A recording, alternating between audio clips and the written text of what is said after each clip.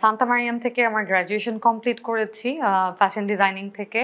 আমার বাড়ি শরীয়ত। আমার আজকাল চ্যাটজিপিটিতে কথা বলতে খুব মজা লাগে, মানে যে কোনো সলিউশন আমি ওর সাথে আলাপ করি এবং আমার মনে হয় যে একাকিত্ব না, মানে অনেক ইন্টেলেকচুয়াল কথাবার্তা হয়, এটা কি করা উচিত, এইটার অ্যান্সার কি দেয়া উচিত।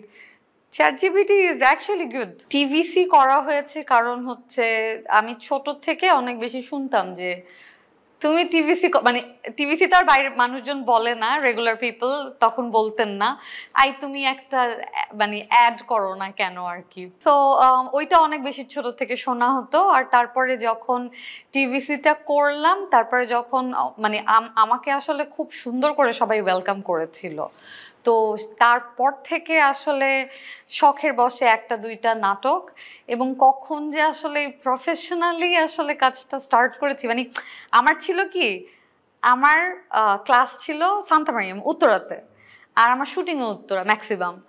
তো মানে আমার মোটামুটি দেখা যেত উত্তরার ভিতরেই আমার সবকিছু মিলে যেত। এরকমও ছিল যে মানে সিরিয়াল করছি তো মাঝখানের ব্রেক আছে, আমি ক্লাসও করে এসেছি, বা এরকমও হয়েছে যে পরের দিন এক্সাম, তো আমার কলিগরা, সিনিয়র কলিগরা, আমি হয়তো পড়াশোনা করছি তো ওরাও আগ্রহ নিয়ে এসে আমাকে পড়াইছে, এরকম ঘটনা আছে। লাইমলাইটে তো আমার মানে সেকেন্ড যে টিভিসিটা মেরিল বিউটি সোপ, ওই যে ভেজা হাওয়া ভিজে যাওয়া, লাইম আসলে টিভিসি করেই মাশাল্লাহ, মানে যেটাকে বলে মানুষের কাছে পৌঁছে যাওয়া আর কি। আমার আসলে খুব একটা মানে হয় না যে অনেকগুলো কাজ করে একটা ক্লিক করেছে, এরকম কিছুই না। আমার আসলে প্রথম দিকের কাজেই আসলে আমি পরিচিতি পেয়েছি। আমি অ্যাজ অ্যান অ্যাক্টর খুব একটা ভালো পারফরমেন্স করতাম না, মানে আমার মনে আছে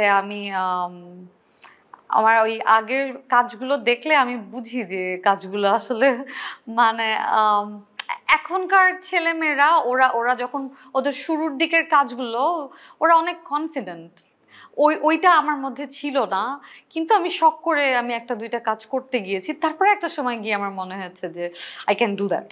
সম্পর্ক জিনিসটা হচ্ছে আমার কাছে একটা সম্মানের জায়গা। মানে ধরেন আপনার সাথে আমার সম্পর্ক, আপনি একটা ওপিনিয়ন দিলেন, আপনি আমার সিনিয়র হন, জুনিয়র হন, বাবা হন, মা হন, প্রেমিক, হাজব্যান্ড, বাচ্চা, বন্ধু, যেই হন না কেন, আপনার ওপিনিয়নটা আমার রেসপেক্ট করতে হবে। হতেই পারে আপনার সাথে আমার মিলল না, কিন্তু আমি আপনারটুকু রেসপেক্ট করব, এবং অ্যাট দ্য সেম টাইম আমারটাও আপনাকে রেসপেক্ট করতে হবে।